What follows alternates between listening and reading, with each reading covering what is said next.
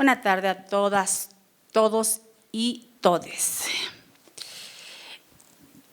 Antes que todo, quiero agradecer a nuestra señora directora, la doctora Sonia Venegas Álvarez, y a nuestra secretaria general, la doctora Saramis Palma, por la oportunidad de llevar a cabo estos ejercicios del conversatorio que organiza todo semestre con semestre el maestro Marco Antonio Madrigal. Hoy tenemos como invitados a grandes juristas de esta Facultad de Egresados de la Universidad Nacional Autónoma de México, así como el vanguardista en llevar a cabo estos conversatorios, el maestro Marco Antonio Madrigal. Y bueno, el tema que hoy nos reúne en este auditorio es la retroactividad de la pensión alimenticia. ¿Quién entre nosotros no conoce algún caso de esta situación de pensiones alimenticias o algún conflicto familiar sobre este tema? Y que bueno, agradezco a todos ustedes, a todas y todes, de participar y escucharnos para que así puedan ustedes como alumnos o estudiosos del derecho llevar a cabo los mecanismos sobre este tema de pensión alimenticia, la retroactividad de la pensión alimenticia. ¿Es constitucional? ¿Qué fundamentos tenemos para llevar a cabo una pensión alimenticia que se le hace retroactiva al deudor de una pensión alimenticia? ¿Es legal? ¿Es constitucional? ¿O nada más se encuentra en las leyes secundarias de nuestro país? Es legal, por supuesto, es fundamental y es constitucional, que está consagrado en el artículo 4 constitucional, y sus leyes secundarias o sus leyes reglamentarias como los códigos de procedimientos familiares y civiles. ¿Hasta en tanto o cuánto podemos llevar a cabo esta retroactividad? Es decir, la retroactividad, ¿en qué consiste? En cobrarle todos aquellos años que pudiese ese deudor no haber dado una pensión alimenticia a los hijos o incluso, por supuesto, que a la esposa, si así lo amerita el caso. ¿Cuánto tiempo prescribe este acto? No prescribe, desde luego que no. ¿Desde cuándo? Y bueno, esta breve introducción que yo les doy, lo vamos a llevar a cabo, lo vamos a ir desahogando con los juristas ponentes y sobre todo postulantes de la materia, para que a ustedes les quede claro el tema. El día de hoy tenemos como invitada especial a la doctora Marta Ballesteros Cuevas. La doctora Marta Ballesteros Cuevas es abogada formada en la Universidad Nacional Autónoma de México, autora de la tesis Educación pragmática del artículo 4 constitucional, párrafo 2, en relación a una planificación familiar acorde a nuestra realidad social. Trabajo inscrito en el repositorio de la Dirección General de Bibliotecas y Servicios Digitales e Información de la UNAM. Ha participado como ponente invitada en jornadas académicas realizadas en la Facultad de Derecho de la UNAM. Sus temas de interés incluyen Derecho Constitucional y Derecho de Familia, Salud Reproductiva, con énfasis en la interpretación del artículo 4 constitucional. Maestría y doctorado en Derecho Procesal Civil por el CESTIJUC, Centro de Estudios Superiores de Ciencias Jurídicas y Criminológicas. Catedrática de la Facultad Judicial de Derecho Tributario, a quien por favor le pido un aplauso para ella.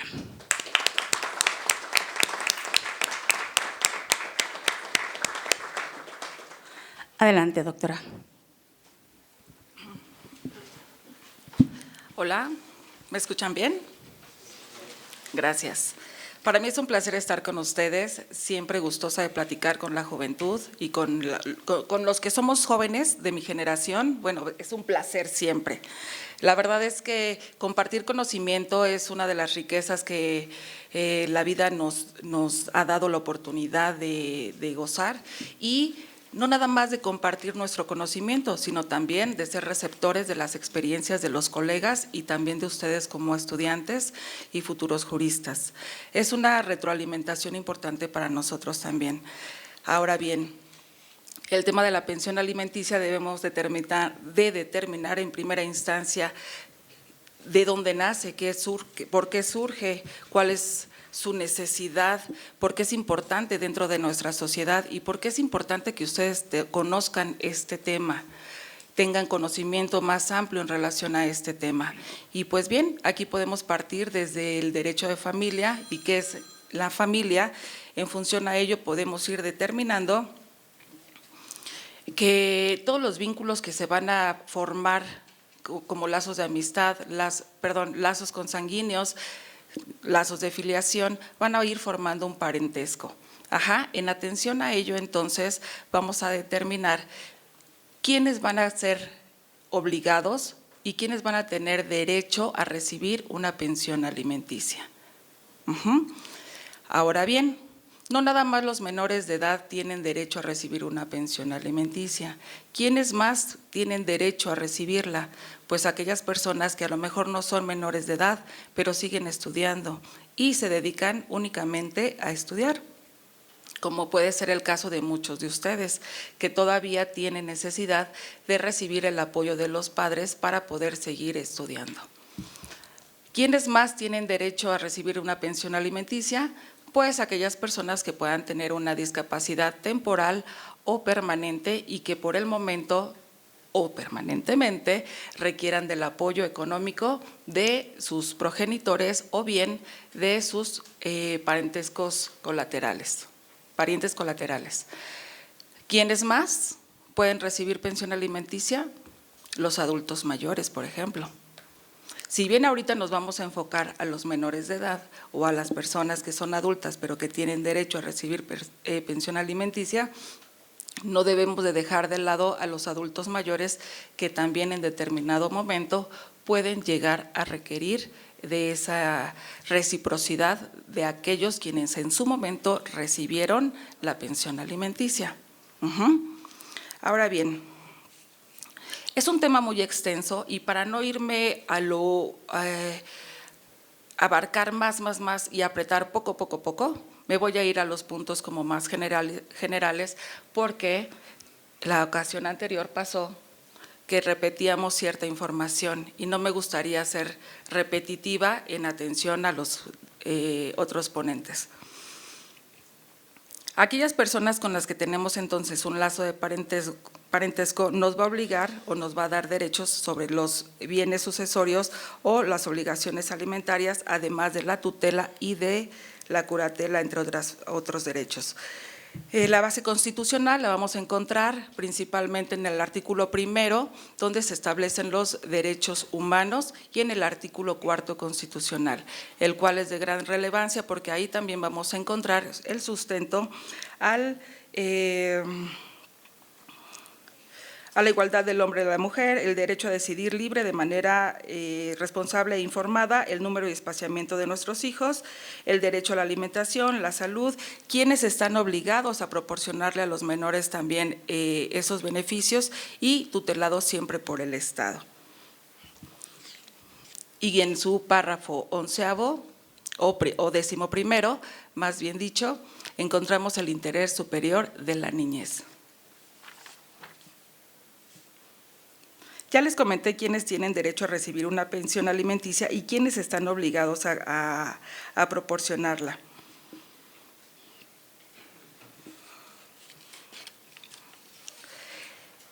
¿Qué pasa cuando los progenitores se separan y entonces existe la necesidad de solicitar una pensión alimenticia? Pues que tenemos que acudir ante el juez de lo familiar y manifestar ante este que existe un menor que requiere el pago del cumplimiento de una obligación alimentaria.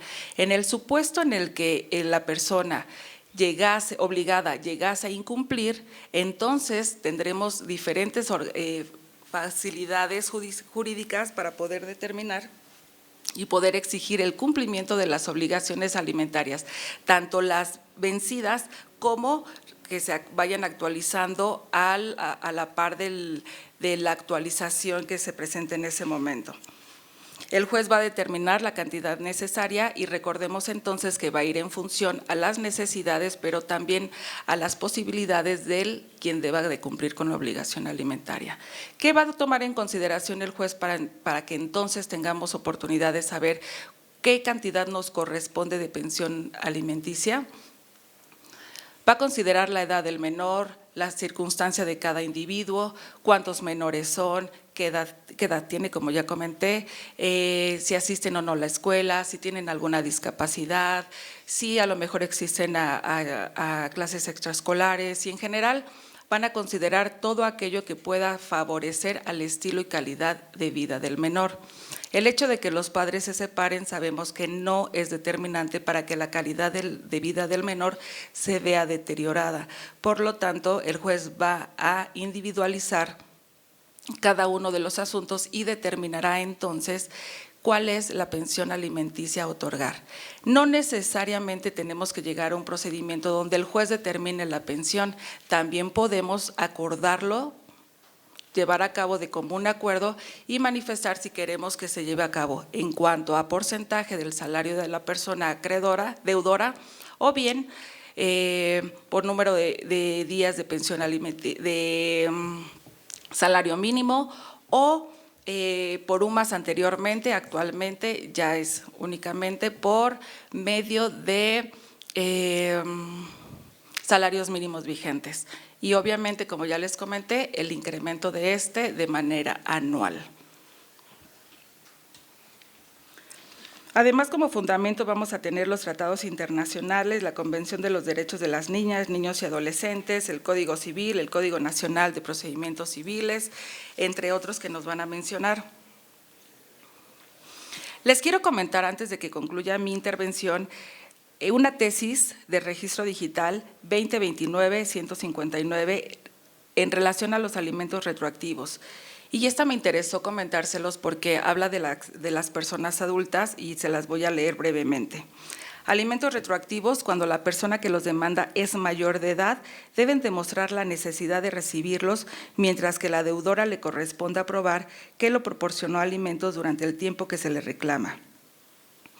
Entonces, ustedes, en dado caso de que sus progenitores no hayan pagado o cumplido la pensión alimenticia que tenían en su momento obligación de cumplir, ustedes todavía tienen posibilidad de recurrir ante las instancias jurídicas para poder solicitar la retroactividad y el futuro cumplimiento de esas obligaciones y tengan ustedes posibilidad de llegar a un buen fin o culminar de mejor manera sus estudios profesionales.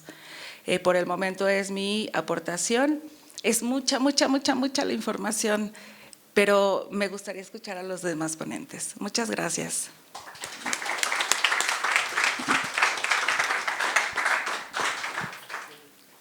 Muchísimas gracias, doctora. Fue una enriquecedora participación. Desde luego, pues, ¿quiénes son los recipiendarios de una pensión alimenticia? Ya lo dijo la doctora Ballesteros.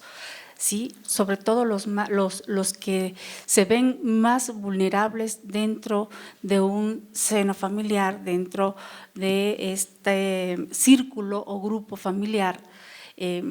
Hay madres, por ejemplo, que a veces están muy preocupadas y dicen, es que, híjoles, yo necesito pedir la pensión alimenticia antes de que mi hijo cumpla la mayoría de edad. Y, a ver, tranquila, porque el hecho de que cumpla la mayoría de edad el hijo o la hija no exime, ¿sí?, al que está obligado a darle la pensión alimenticia a alguno de los hijos. Bien, continuamos entonces con otra magnífica jurista de nuestra Facultad de Derecho, la maestra Giselle Uribe Merchant. La maestra Giselle Uribe Merchant es abogada con especialización en Derecho Público y Derechos Humanos, cuenta con estudios de licenciatura en Derecho y la maestría en Derecho en Orientación en Derecho Constitucional y Derechos Humanos, obtenida con mención honorífica. Se ha desempeñado como docente e investigadora en instituciones de educación superior, impartiendo cátedra en áreas vinculadas a Derecho Constitucional, Sistema Interamericano de Derechos Humanos, Perspectiva de Género y Acceso a la Justicia. Su labor académica destaca por la formación de generaciones de estudiantes comprometidos con el Estado de Derecho, la igualdad sustantiva y la justicia social.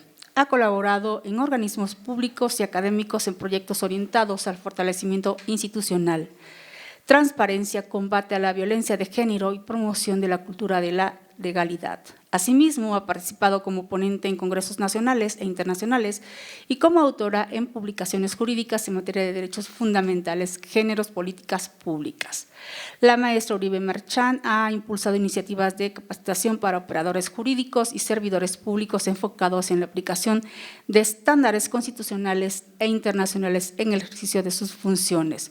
Su labor se distingue por un compromiso permanente en la defensa de derechos humanos, la igualdad y la construcción de entornos libres de violencia, a quien agradezco su participación en esta conclusión del ciclo de conversatorios de Derecho Civil y Familiar, y a quien le pido por favor un caluroso aplauso.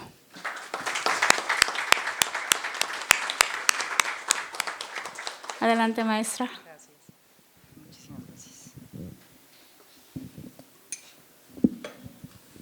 Buenas tardes. Agradezco primeramente a la directora, como lo ha mencionado mi querida amiga Lourdes Sonia Venegas Trejo, a la directora Sonia Venegas Trejo y Venegas Álvarez, ¿verdad? Sonia Venegas Álvarez. Y también agradezco a ustedes, a la comunidad universitaria, estar aquí presentes. Agradezco a los ponentes también y a mi querida amiga Lourdes, que está aquí a mi lado. Bueno, yo quisiera partir de algo que quisiera o quiero generar en ustedes, que son jóvenes, que se ostentan o pueden ostentarse como futuros padres en breve o en algún momento de sus vidas, y si es que ya lo son, y para la audiencia que nos escucha a través de los medios o las redes sociales. Es muy importante señalar el daño emocional. Antes que hablar de derecho, quisiera hablar sobre el daño emocional que se genera o que sufre un hijo cuando un padre se niega a pagar la pensión alimenticia. Es profundo y multifacético, porque genera una violencia, genera las diferentes condiciones en las que un niño puede presentarse, como la violencia económica, el abandono emocional y un menoscabo de su salud mental e integridad moral. Esto se traduce básicamente en sentimientos de abandono y rechazo, que es algo muy delicado, porque cuando a un niño se le niega, uno de sus proveedores o progenitores se le niega la manutención, el cuidado debido, pues él lo traduce o se traduce en una falta de amor e interés generando un abandono, que esto implica un sentimiento para el hijo que se ha desapegado con la obligación de cubrir las necesidades básicas de los padres, o del padre o de la madre. En otro aspecto también se genera baja autoestima e inseguridad, que puede sentirse un niño indigno de recibir apoyo, y lo que afecta su autoconcepto y su seguridad personal.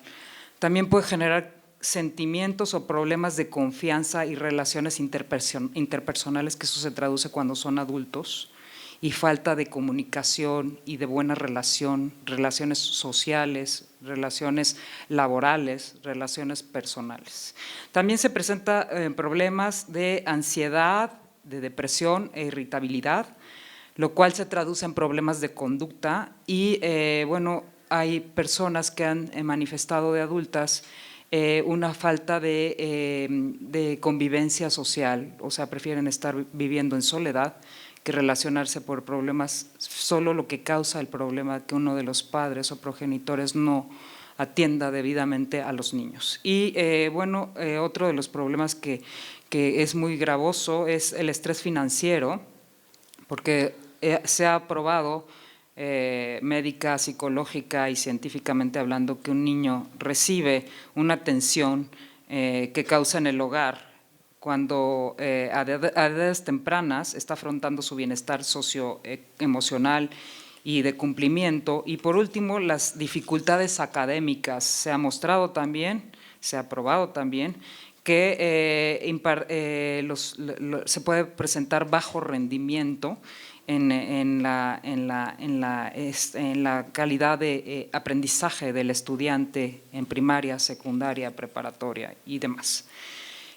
Aunado a lo que comentaba la doctora que me antecede, esto existe, la pensión alimenticia existe como antecedente histórico desde el derecho romano canónico.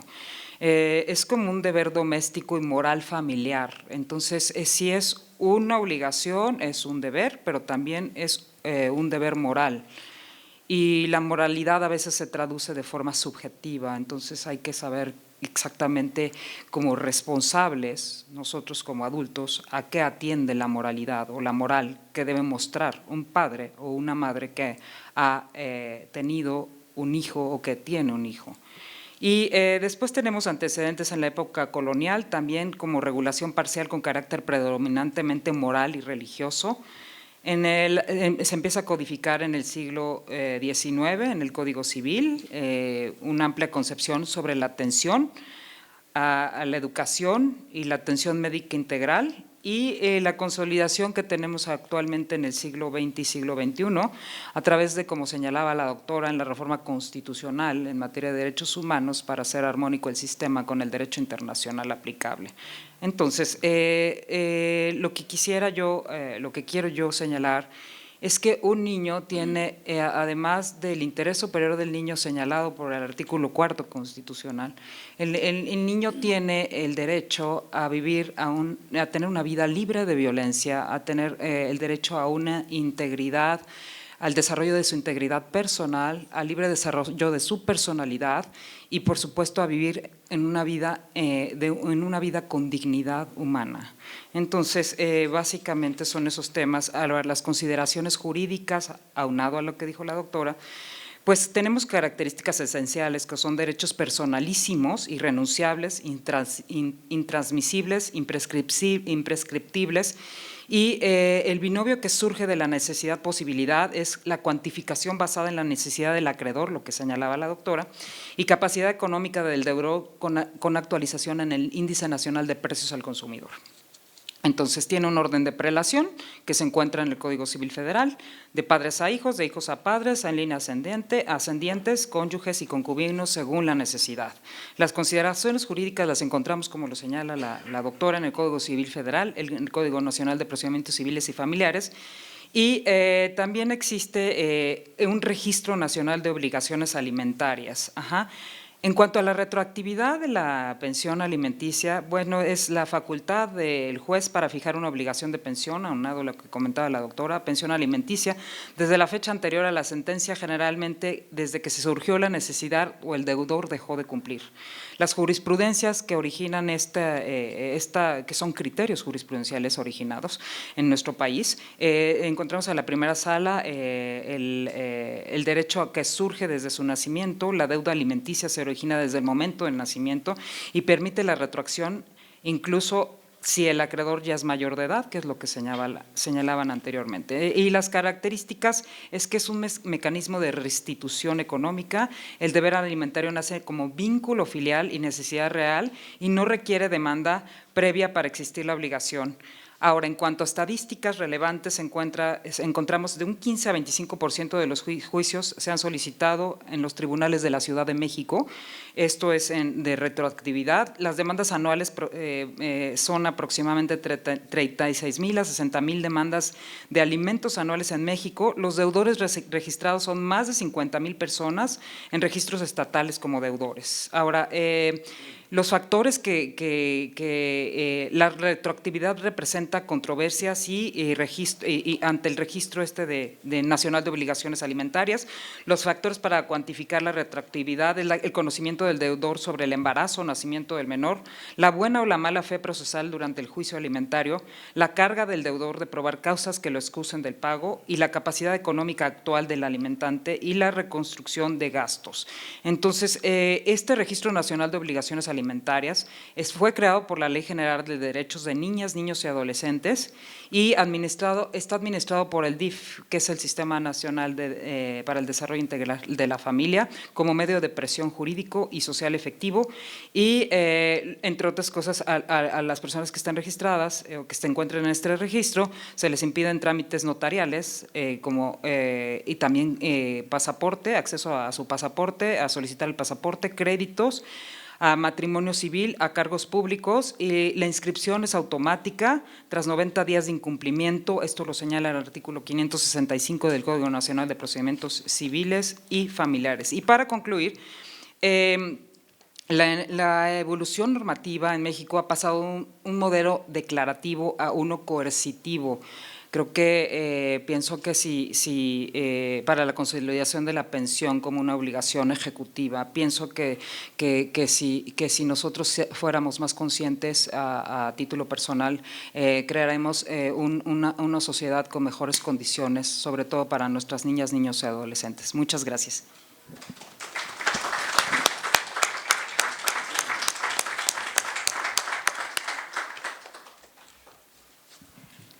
Muchísimas gracias, maestra Giselle, enriquecedora con los datos que nos has hecho favor de aportar, tanto antecedentes como los fundamentales hasta el día de hoy.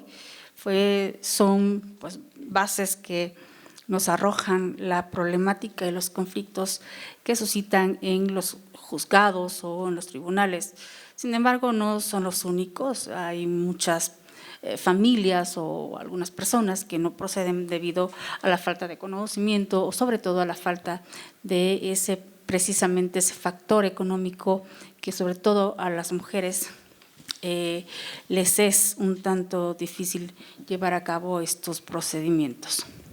Bien, continuamos con el siguiente ponente. Él es el doctor José Luis Martínez Domínguez. El doctor José Luis Martínez Domínguez es abogado egresado de la Facultad de Derecho de la UNAM con práctica y docencia orientadas al derecho de la familia y al derecho procesal. Ha impartido charlas y cursos sobre criterios jurisprudenciales y práctica forense. Ha impartido talleres de análisis jurídicos y estrategia de movilidad virtual. También participa como ponente y anfitrión en espacios de divulgación jurídica como Derecho a tu opinión y tu espacio en Radio Lex.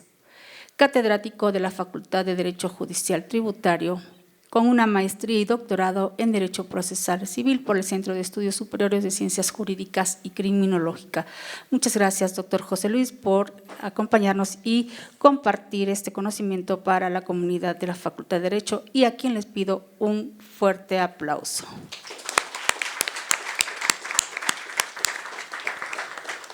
Adelante, doctor. Buenas tardes a todos. De antemano, primero agradecerle a la UNAM el espacio y a ustedes por su tiempo. Y pues bueno, básicamente este tema de pensión alimenticia es un tema muy complejo. La materia familiar se empieza a ser compleja. Ya es un derecho, perdón, que va adquiriendo ciertas cuestiones técnicas que hay que saber manejar. Un procedimiento familiar puede ser muy sencillo, puede ser muy complicado, dependiendo la manera en que se litigue. Les comentaba que es ya muy técnico, porque se empiezan a ver ya cuestiones internacionales, como bien lo comentaban, tratados, la Convención Americana sobre los Derechos Humanos, la Convención del Niño, Niña y Adolescente, los Derechos del Niño, etc., la Constitución, el Código Nacional. Pero en esencia este tema de la retroactividad tiene una acción, ¿no? Y se deriva de una acción, y esta acción se llama hecho negativo. El hecho negativo simplemente se reduce al incumplimiento de una obligación alimenticia cuando una autoridad ya te condenó al pago de la misma. Entonces, se inicia con este hecho negativo, el surgimiento de este hecho negativo, y la única manera de acreditar o desvirtuar el hecho negativo es con un hecho positivo, y este hecho positivo es demostrarle al juez que en efecto ha existido un cumplimiento. Pero no nada más es argumentar el cumplimiento, sino nada más también es demostrar fehacientemente con documentos que existió el cumplimiento. Bueno, si no se encuentra en esta etapa, hay dos posturas que debemos de entender primeramente. Muchos dicen que se puede iniciar la retroactividad de las pensiones alimenticias cuando el procedimiento está abierto. Eso es incorrecto. Lo que vamos a solicitar cuando un procedimiento está en activo es el pago de las pensiones incumplidas, ¿no? Y la retroactividad se da cuando ya existe una sentencia, donde ya se fijó un porcentaje en salarios mínimos, anteriormente como lo comentaban en UMAS, pero ahorita ya es en salarios mínimos. Inclusive así lo contempla el artículo, un artículo del Código Nacional, que creo me parece es el 567, 564 por ahí así del Código Nacional, que ya establece el pago de pensión alimenticia en salarios mínimos. Cuando existe ya también una guardia y custodia en favor del padre o la madre, ¿sale? Entonces, cuando ya existe esta sentencia y se empieza a generar desde ahí el incumplimiento, entonces es desde ese momento en que podemos, ahí se inicia la retroactividad. O el que viene en primer lugar desde el origen, el nacimiento del niño. Se va a escuchar a broma, pero pues ha llegado a pasar, ¿no? Cuando por ahí dicen, es que se fue por los cigarros y no regresó. Así es. O cuando la mamá está embarazada, el papá no se da por enterado, el papá se va y posteriormente, pues bueno, ya surge esta parte en que pueden demandar la retroactividad. La retroactividad se va a demandar, como bien lo dijeron las doctoras, desde el momento en que se dio el incumplimiento hasta el momento en donde se va a reclamar.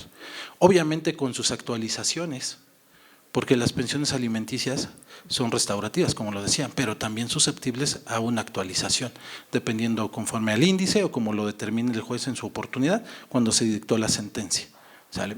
Entonces, hay infinidad de jurisprudencias.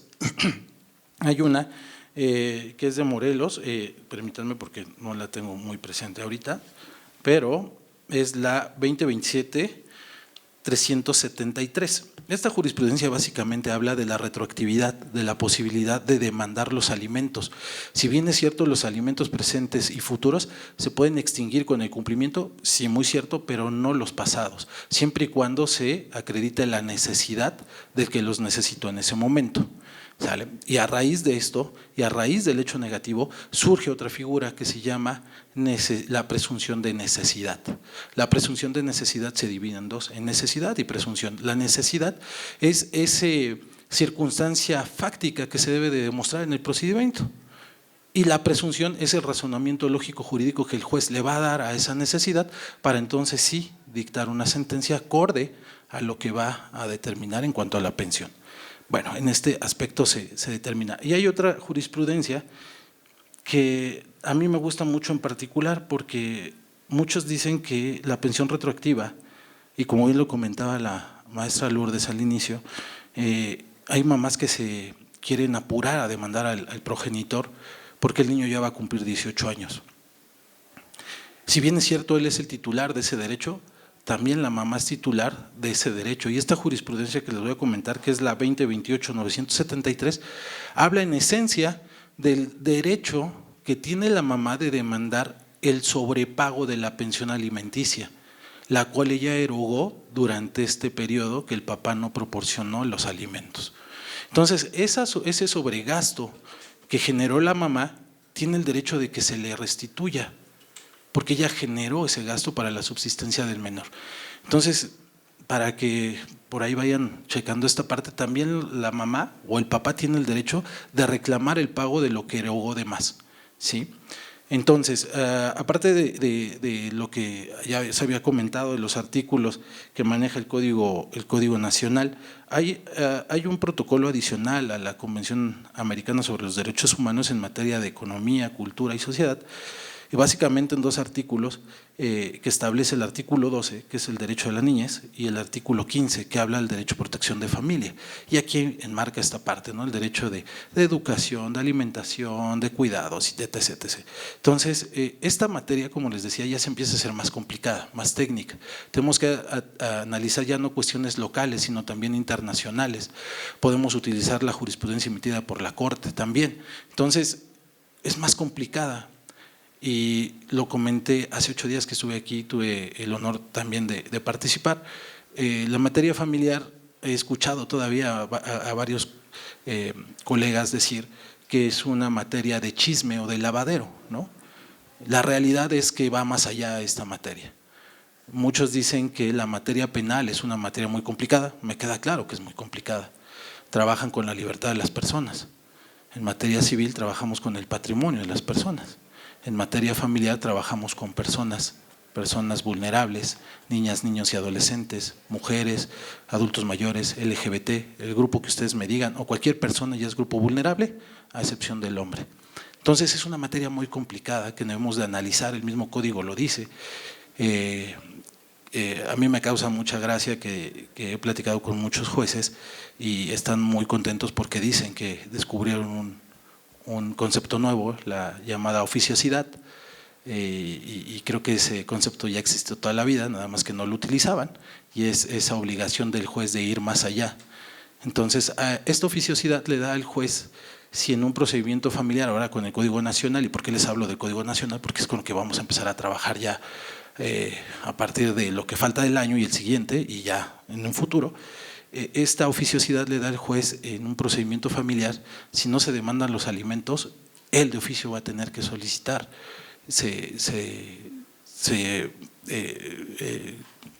señalen los alimentos, perdón.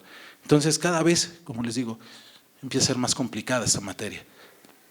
Lo que tenemos que hacer nosotros también es ir más allá, estudiar, seguir estudiando, preparándonos. Yo los felicito que se presenten este tipo de conversatorios. La realidad es que es un conversatorio, es muy rápido. Esta materia es muchísimo más grande de lo que podemos platicarles aquí. Y de verdad que yo les puedo decir que para hablar de alimentos, pues nos tendríamos que aventar, no sé, 2 sesiones, 3 sesiones, porque también es muy grande. Y bueno, para concluir y no aburrirlos más, pues esa es mi participación. Muchas gracias y gracias, maestra.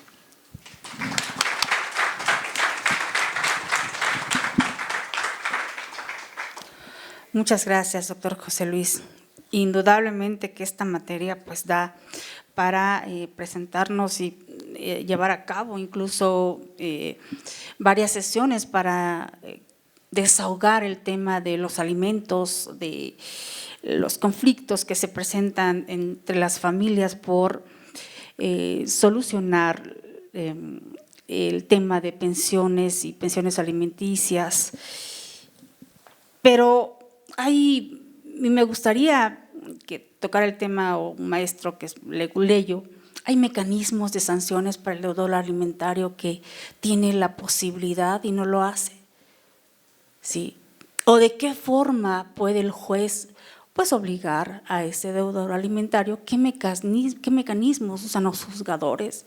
O como abogados, como asesores de alguna de las partes, ¿qué solicitamos al juez para que tanto… Aquí déjenme decirles que somos hombres y mujeres, quienes podemos ser pues deudores, o quienes podemos estar obligados a otorgar la pensión alimentaria a quien se le debe de dar ese cumplimiento.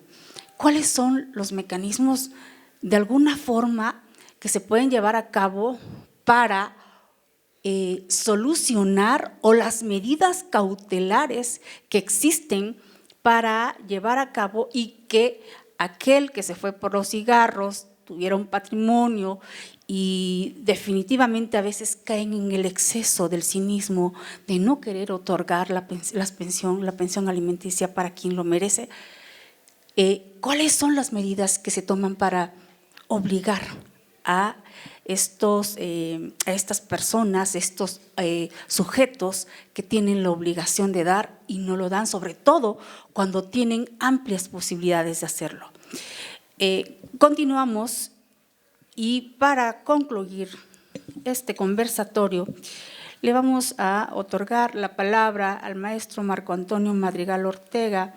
Él es catedrático de la Facultad de Derecho, egresado de nuestra Facultad de Derecho, con una maestría en Derecho con mención honorífica por la División de Estudios de Posgrados de la Facultad de Derecho de la UNAM, procesalista y penalista, experto en amparo, dedicado a la protección de los derechos de niñas, niños, adolescentes, mujeres y adultos mayores, buscando la mayor aproximación a la equidad entre los derechos de todos. En razón de lo anterior, logró que la Suprema Corte de Justicia de la Nación emitiera la tesis 20 21.979 que declara inconstitucional la preferencia materna. Pionero en la implementación de medidas de protección en caso de violencia en todos sus tipos y modalidades, logrando la imposición de medidas a conductores y televisoras de la orden nacional, a quien agradezco le brindemos un fuerte aplauso.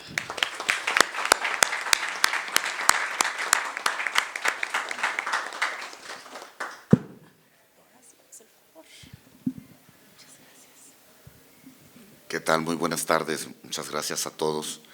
Una disculpa por estar un poquito ronco.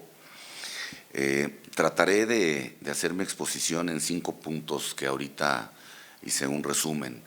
El primero es el fenómeno de los perrijos. Yo creo que no se trata de un tema de orden legal. Aquí no estamos tratando de formar personas que atiendan únicamente a la ley. Estamos tratando de formar mejores seres humanos. Estamos tratando de formar verdaderos juristas, y un jurista no se apoya únicamente en el derecho y en la ley y en la norma, sino en los principios que le dan origen y fundamento a ello. Entonces tendríamos que atender evidentemente a un fenómeno de orden social, político, económico, familiar, en donde hay más obligación, o parecería que existe una mayor obligación de atención con seres semovientes como son los perros, que con los propios hijos que nacen del vientre o de un seno familiar o de pareja. Ese es un primer tema que lo dejo para que se concienticen todos y cada uno de ustedes, atendiendo también a su juventud. No pagar, otro tema sería no pagar los alimentos siendo padre. No hablaré de la madre, que también es un tema, pero me parece que se enfoca más al tema del padre. No paga los alimentos siendo padre. No pasa nada, ya se dijo que los alimentos se generan desde el nacimiento, pero si en ese nacimiento el hijo o hija fue reconocido por el padre y por la madre, entonces desde ese momento tiene la obligación. Y si la madre o el custodio que tenga a ese infante decide no reclamar los alimentos en un momento dado y reclamarlos con posterioridad, incluso que el propio hijo, ya siendo mayor de edad, ejerza ese derecho, no tiene ningún problema. Estamos ante un caso muy sencillo, diríamos, en derecho de argumentación jurídica, 1 más 1 igual a 2, pero hay que poner un poquito más de complejidad al asunto. Decían, me preocupo porque el hijo ya va a ser mayor de edad, necesito reclamar los alimentos, yo se los pongo más complejos. ¿Y si el padre ya se va a morir? ¿Qué hacemos para reclamar esos alimentos? Ya la cosa se va complicando, pero se los pongo todavía más. Y nada más enumeré algunos de los casos que se ven de manera real. Si el padre no reconoció al hijo y este reconocimiento lo están tratando de llevar a cabo a través de un procedimiento de reconocimiento de paternidad, de investigación de paternidad, de desconocimiento de paternidad, porque óigase, hay quienes siendo hijos tienen 2 o 3 padres. Y hay casos en los que la madre le sacó un acta de nacimiento en Jalapa y la otra en Puebla y la otra en la Ciudad de México y tienen 3 hijos y de los 3 están recibiendo pensión. Y ahorita iremos a ese tema, que lo vamos haciendo más complejo. Contradicción de paternidad, donde la mujer afirma que es hijo de una persona y ya fue reconocido, pero en realidad es de otro. ¿En qué momento se genera entonces la obligación de pagar esos alimentos? ¿Se da de manera retroactiva? Se los pongo todavía más complejo, porque de eso se trata, hay que problematizar. Estaba escuchando acerca de la educación pragmática derivada del artículo 4 constitucional. Hombre y mujer tienen derecho a tener el número de hijos que deseen. Y entonces hay un periodo de gestación en el que la mujer puede decidir si sigue con el embarazo o no, pero también es un derecho del padre el solicitar que no tenga a ese producto, apercibida la mujer que en caso de que decida tenerlo, será por cuenta y riesgo de ella, lo que generará evidentemente que se dé una cosa que no me gusta cómo le llaman, pero sería una fecundación univoluntaria. Es decir, la causadora y generadora de los alimentos será únicamente la mujer que quiso tenerlo, a sabiendas de que el padre, basado en el artículo 4 constitucional, había decidido no tener o dar cabida a ese producto. Pero lo seguimos haciendo todavía más complejo. Para el caso de que no los den, no den esos alimentos, evidentemente es un delito generado, o mejor dicho, tipificado hace pocos años, realmente de manera novedosa. Yo creo que no rebasa los 12, 15 años el tipo penal de incumplimiento de obligaciones alimentarias. Pero la pregunta sería, ¿existiría la necesidad de llevarlo al tipo penal? Porque, insisto, sí le dan a los perros, sí, bueno, los traen hasta con zapatillas y en carriola y demás, y a los hijos no les dan nada, no les quieren dar. Pero y luego decimos el tema de la oficiosidad por parte de los jueces, bastante cuestionable. Yo no creo que desconozcan la materia ni todo lo que se genera en ello. Sabemos claramente que muchas personas tratan de reducir el pago de alimentos atendiendo a lo que ya se comentó, el binomio que genera el estatus de pago de alimentos, la necesidad y la obligación que hay, la posibilidad que hay de darlo. Y entonces, a pesar de que los padres de la persona que deba de pagar a los alimentos no los necesite, los padres le demandan alimentos para que se difumine el patrimonio y tengan que pagar menos alimentos. Se dan cuenta los jueces y no dicen nada. Entonces es todo un tema. Medidas cautelares, como se habían visto. Me parece que la ley de acceso a las mujeres a vivir una vida libre de violencia en su ámbito general y en el ámbito de la Ciudad de México se me hace todavía más proteccionista el de la Ciudad de México. El artículo 63 nos da en su fracción 16ª todo el abanico de posibilidades que gusten. Es decir, nos dan 16 medidas, 15 ya debidamente estipuladas, y la 16ª nos da todo un abanico en el que podemos hacer de todo. Podemos embargar, podemos congelar cuentas, podemos hacer que cumpla, podemos hacer que se salga del domicilio, podemos hacer que dé el domicilio para que lo habite el infante, en fin. Sin embargo, es una de las medidas menos usada. Menos usada.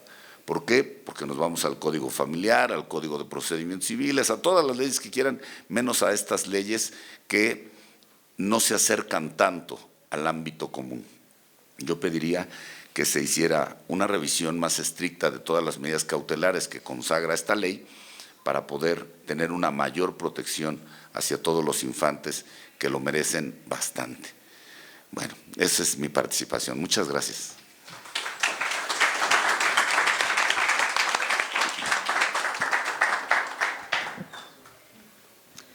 Antes de dar paso a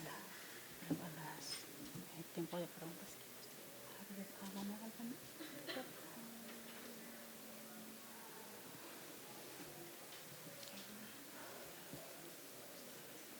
o le damos paso a la no, nada más. Si quiere, o bueno, vamos a paso. Nada más a un breve comentario. Bien. Bueno, en atención a lo que los anteriores ponentes comentaron, y sobre todo haciendo énfasis en lo que comenta la doctora Giselle, me parece muy importante que no dejemos de perder de punto de vista el que no perdamos la sensibilidad cuando trabajemos o nos toque trabajar con pequeños, con aquellas personas que encontramos en estado de vulnerabilidad. Me parece que la empatía del abogado para con nuestros clientes es importante, porque además de que vamos a generar empatía, nos van a dar elementos para que nosotros podamos trabajar.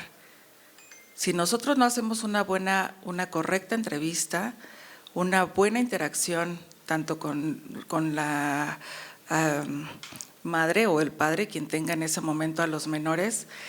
Nos van a hacer falta algunos elementos que nos pueden servir para acreditar y robustecer nuestro procedimiento.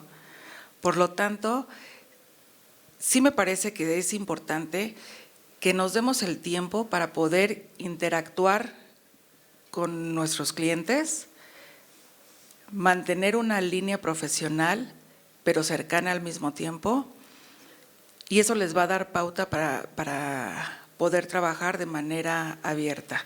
Actualmente los procedimientos, por muy actuales que les quieran nombrar, siguen siendo tardados, muy tardados. Y más con la situación que se está viviendo dentro de los juzgados, me queda claro que hay que lidiar constantemente, porque a veces ni ellos mismos están enterados de para dónde jalar, ¿sí o no? Quienes les ha tocado acudir a los juzgados por una experiencia personal o porque ya se encuentran dentro del trabajo del litigio, ya están pasanteando, ya están llevando sus asuntitos y demás, nos damos cuenta de que la realidad es otra. La teoría es preciosa, pero individualizar cada caso y pensar qué estrategia vamos a utilizar para cada uno de nuestros clientes, ahí es la parte estratégica que nos gusta, ¿verdad? Y precisamente por eso les felicito que estén presentes, que aprovechen toda la información que les podemos dar, pero además que en sus mentes les dejemos la duda de qué más sigue, qué más puedo hacer. Y recordarán en este momento 2, 3 casos que tengan por ahí medio atoradillos y que digan, ay, necesito buscar alguna estrategia de solución para destrabar. Pareciera fácil llevar una pensión alimenticia. Es una pensión alimenticia, es una retroactiva. Cada caso es particular y tiene sus bemoles. No subestimemos, yo siempre soy de esa idea, no subestimemos a los contrarios, ni la astucia, ni la malicia, ni las estrategias que pudiese ocupar la contraparte. Mis felicitaciones a todos por estar presentes en este día y espero volver, si es que me invitan.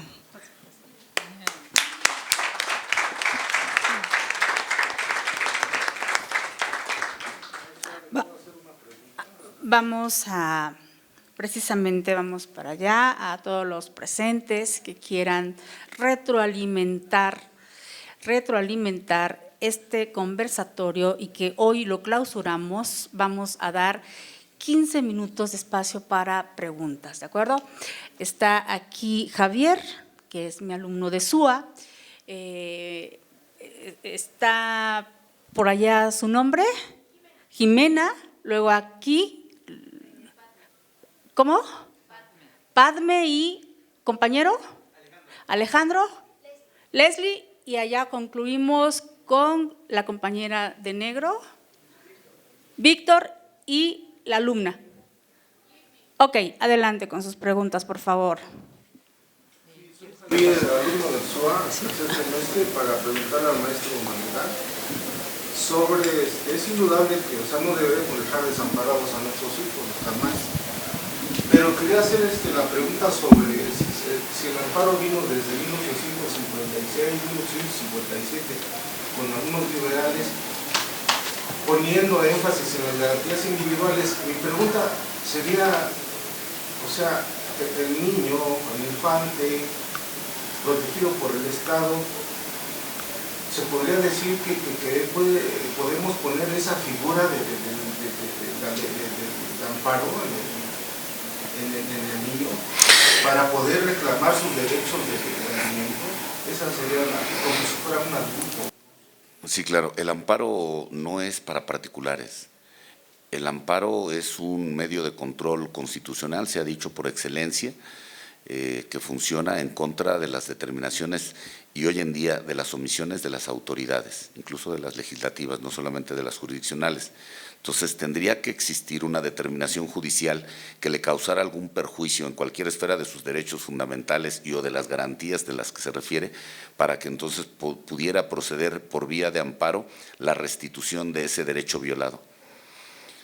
recordando también que desde el nacimiento del amparo con don Crescencio Rejón no existía el interés superior del infante. Es una figura no solamente en el cuarto constitucional, sino data de 1988, 89, 90 y 91, cuando ya fue ratificado por el Estado mexicano. Entonces es relativamente reciente. Y además yo le puedo decir que en mi práctica, a pesar de que ya estaba la Convención sobre los Derechos del Niño, Niña y Adolescente, hoy infantes, de 1990, no se aplicaba, se llegó a aplicar como 10 o 12 años después, ni la conocían los juzgados. O sea, es algo muy, muy difícil y complejo, por eso son importantes estos conversatorios. Gracias. Continuamos con Jimena. Jimena. Mi pregunta es en general, fue algo que me surgió durante esta plática. Yo quisiera saber si hay alguna figura en la que se puede estudiar, en este caso el deudor, para no tener que hacer el pago. ¿Quién quiere contestar? ¿Quién contesta? ¿Usted, doctor? Sí. Una figura en la cual escudarse, pues no existe. Simplemente, como les comentaba, el hecho negativo, incumplimiento de la obligación. Tú vas a demandar ese hecho negativo y él va a tener que acreditar la carga de la prueba y demostrarle al juez que sí pagó. Aquí quiero ser yo muy puntual y aprovechando el espacio. A mí, en mi parecer, en materia familiar no deberían de existir excepciones procesales. Están en el código y las utilizan. En materia familiar nada más debería de existir una sola excepción, y es la excepción de pago cuando se demanda el incumplimiento de la obligación alimentaria. ¿Sale? Una figura como tal, bien lo comentaba el maestro, en ocasiones los progenitores acuden con los papás y ¿sabes qué? Demándame la pensión alimenticia, que necesitas el apoyo, y eso es obviamente una mala práctica, sí, que va en detrimento a la necesidad del niño, a cumplir su necesidad. Bien lo comentaba también, son cuestiones sociales que debemos atender, pero como tal una figura no existe. Para que él se pueda sustraer de esta obligación, no la hay. ¿Sí? Continuamos con Padme y Alejandro. Vamos a hacer un comentario en relación a la pregunta de Jimena. Pues más bien son malas prácticas, desde mi perspectiva son malas prácticas, no propiamente que exista una figura jurídica para extraerse de del cumplimiento de su obligación. Y me queda claro que hay varios estrategias para alargar y alargar y alargar y alargar un procedimiento, o para dar lo menos que se pueda de pensión alimenticia, sabiendo que tienen posibilidad y artilugios, ¿no? Pero realmente no hay propiamente una figura jurídica desde mi perspectiva. Vamos a ver la respuesta del maestro, ¿qué tal? Que me sorprende. No, la verdad es que siempre es enriquecedor para todos, todas los que estamos aquí. Si pedí el micrófono fue porque sí me surgió la idea y lo hemos llevado a cabo. Y más ahorita, el tema de que estoy hablando de los perrijos es uno, pero hay muchos elementos que nos están llevando al nihilismo. Hoy los hijos no respetan a los padres y nosotros hemos cesado los efectos por ingratitud, abusados. Los hijos también son ingratos con los padres a veces, y ante ese elemento, por supuesto que se cesan el pago de alimentos, la obligación alimentaria. Gracias. Continuamos con Padme y Alejandro. Sí, bueno, mi pregunta es un poco inversa al tema, aquí está la situación. Mi padre dejó de hacerse cargo de mí desde los 6 años, hoy ya tengo casi 23, y realmente no quiero exigir la pensión porque ya estoy a punto de terminar la carrera y pues no me interesa, ¿no? Pero al contrario, conociendo cómo es mi padre, va a llegar un punto en que él va a ser grande, pero pues yo no lo voy a querer cuidar ni le voy a querer dar pensión cuando seguramente me la exija. En este caso, ¿yo qué puedo hacer para protegerme y no tener que darle nada? ¿Quién quiere contestar la pregunta? Doctor José Luis.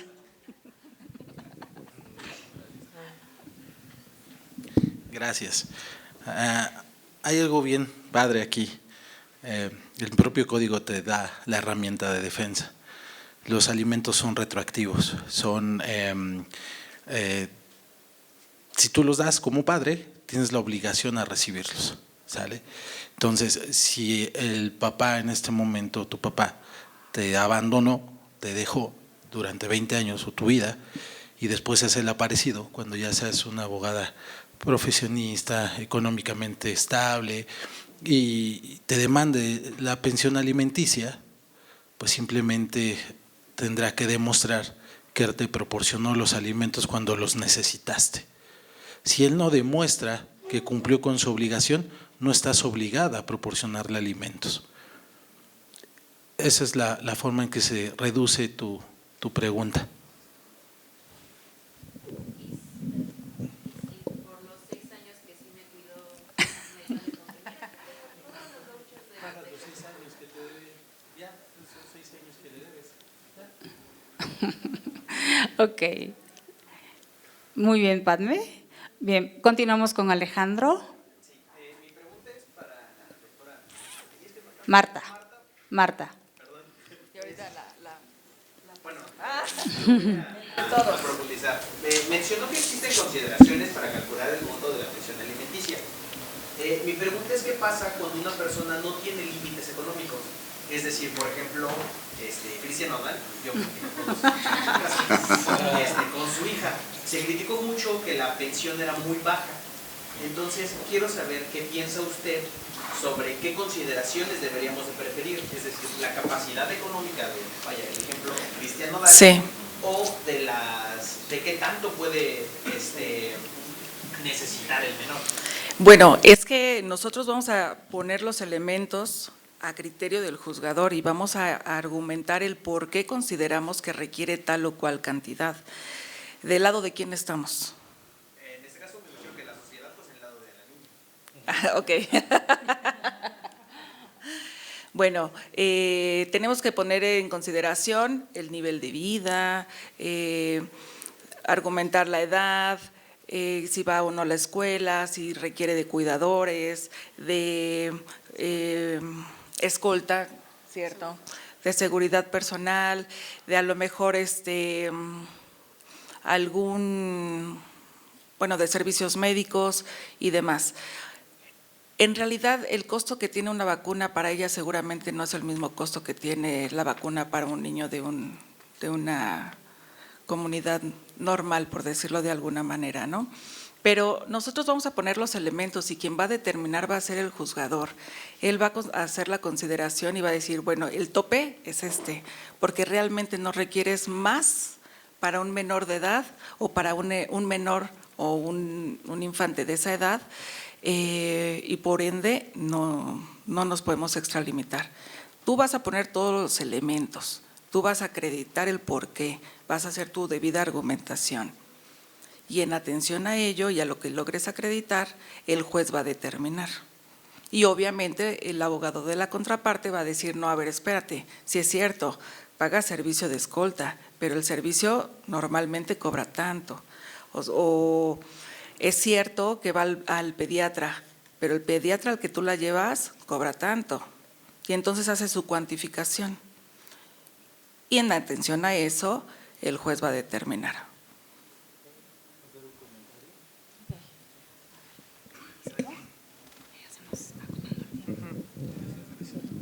Mira, tocando el punto que comentas, critican al compañero por la pensión que da. ¿Realmente sabemos cuánto es la pensión que da? ¿Realmente sabemos si esa pensión sí es necesaria a la niña? ¿Cuánto es lo que gasta la niña? ¿No? Hablando en el contexto que comentaste. Obviamente las pensiones y todos los procedimientos tienen casos en particular, no son los mismos. Todos se llaman pensión alimenticia, muy cierto, pero tienen casos en particular. Aquí, ¿cuál sería una pensión alimenticia adecuada para una niña que tanto papá como mamá, los dos trabajan y los alimentos corren por cuenta de los dos, como bien lo decía el maestro? Tanto es la obligación del papá como la obligación de la mamá. Tanto el papá puede incumplir los alimentos también como la mamá, y no porque ella esté bajo o el niño esté bajo su custodia significa que ella no puede incumplir con su parte que le toca. Entonces, ¿cuál podría ser una pensión adecuada para una niña? Que pues la mamá tiene recursos, el papá tiene recursos, ¿cuánto le vas a demandar al papá? ¿Está inconforme porque a la niña le da, no sé, 5 millones de pesos mensuales? ¿O le da 2 millones de pesos mensuales? ¿Cuál sería una pensión adecuada para esa niña? Bueno, la crítica es que tengo entendido solo le dan 250,000. Es una niña de 8 meses, ¿no? Es una niña de 8 meses o 6 meses y 250,000 pesos. Hay niños en esta actualidad que no les dan ni 20 pesos para su manutención. Entonces estamos en una sociedad muy golpeada, muy transformada y muy trastocada. O sea, a mí se me hace incongruente que la señora pelee más de 250,000 pesos cuando la niña no gasta 250,000 pesos. Sí. Pero aparte, acuérdense que ella también se dedica al mismo oficio. Entonces el juez valora ambas partes. Es reciprocidad, ¿de acuerdo? Bien, continuamos con Leslie. Y concluimos con los dos, la alumna y el compañero de al fondo, porque 6:20 nos corren. Gracias. Bueno, a ver. En un caso específico, por ejemplo, para los mayores de edad, que a veces por diferentes cuestiones, como poner un ejemplo, violencia familiar, tienen que salir de sus casas en diferentes casos, ya que aunque salen de sus casas se encuentran estudiando y por esta misma cuestión pues necesitan trabajar para solventar sus gastos propiamente, ¿no? En este estado de necesidad es posible que los padres se excusen porque los hijos ya se encuentran en capacidad, aunque sea en dificultades, pero se encuentran en capacidad de solventarse los gastos por su cuenta para no pagar o no darles una pensión alimenticia. Bien, ¿quién contesta? ¿Doctor? ¿Maestro? No. No. A ver, es que hay muchos temas, yo insisto, que no se deben de soportar solamente en la ley. 250,000 pesos, yo te diría, yo no le reclamaría eso, yo le reclamaría más. Pero hay elementos argumentativos. Sí, gana millonadas. El tema de los alimentos va sobre los ingresos, no sobre el patrimonio. Esos ingresos pueden devenir, incluso se pueden acabar en 3 o 4 años, como sucede, lo funean y se acabó. Entonces no va a poder pagar el mismo tipo de alimento ahorita que en 5 o 10 años. Entonces es un tema de argumentar, incluso argumentar contra la norma, hacer un ejercicio popperiano contra la norma y decir, como si estuviéramos con Robert Alexis, a ver, esta norma, según la regla de reconocimiento, ¿aplica para nuestro México actual o no? Para poderla tener como válida y presente o para erradicarla. Ahora, el tema de que tú tengas que salir por un tema de violencia, tengas que trabajar, te está colocando, no es voluntario. Entonces, por supuesto que no hay una forma en la que se exima de la obligación alimentaria, ¿no? Al contrario, tendría que haber hasta una sanción. Por ahí está el artículo 201, 202, me parece, del Código Penal, ¿no? Para que también haya una sanción en ese tipo de orden psicológico. Sí. Y apoyarte a pagar la renta. Ok, los alumnos de allá atrás, del fondo, para concluir, por favor, con la sesión de preguntas y respuestas. Buenas noches, soy egresado de la UNAM, de 1997.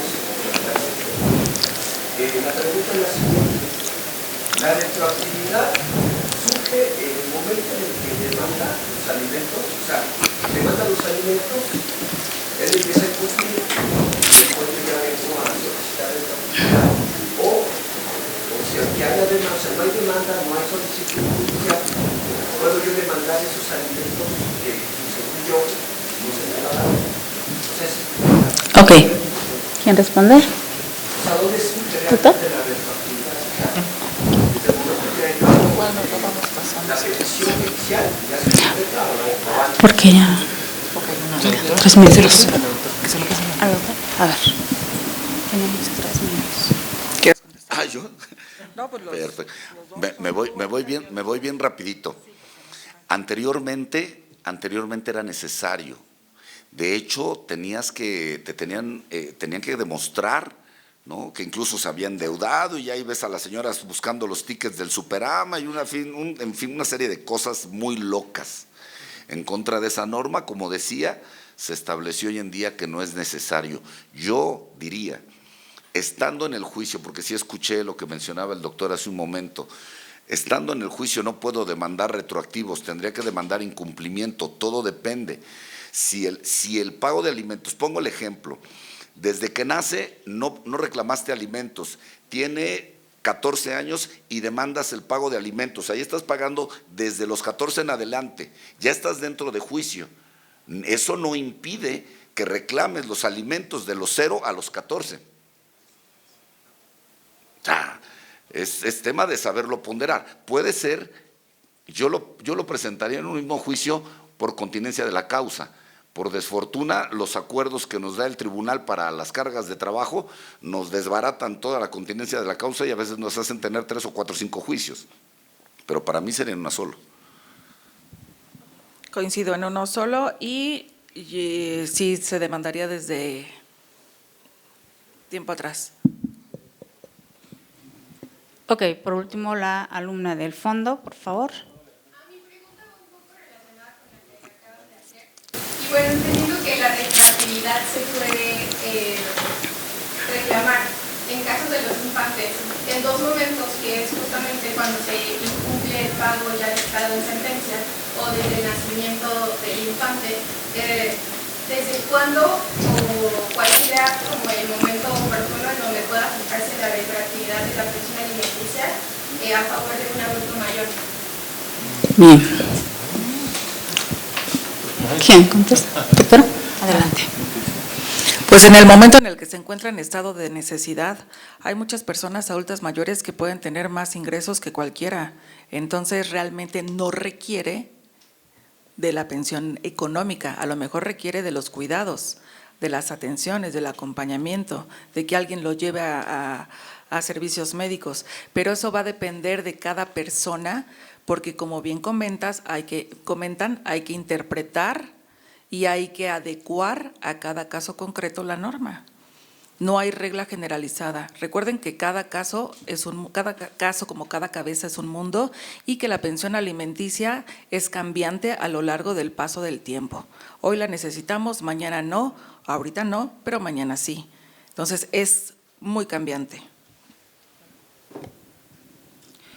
Bueno, pues esperemos que hayan quedado aclaradas sus dudas y preguntas, agradeciendo de nueva cuenta a nuestra señora directora, la doctora Sonia Venegas Álvarez, y a nuestra secretaria general, la maestra Saramis Palma. Desde luego a ustedes que nos hicieron el enorme favor de acompañarnos, escucharnos y compartir este tema en materia familiar y compartir, retroalimentar este ejercicio para los estudiosos del derecho. Agradezco también la participación de la doctora Marta Ballesteros, del doctor José Luis Martínez y la maestra Giselle, mi querida amiga, y desde luego al maestro Marco Antonio, quien lleva a cabo y es el artífice de estos conversatorios que en este semestre fueron en materia familiar civil. Desde luego, agradecerles a nuestros alumnos por su participación. Muchísimas gracias. Queda concluido y clausurado el foro de conversatorios en materia civil familiar. Gracias.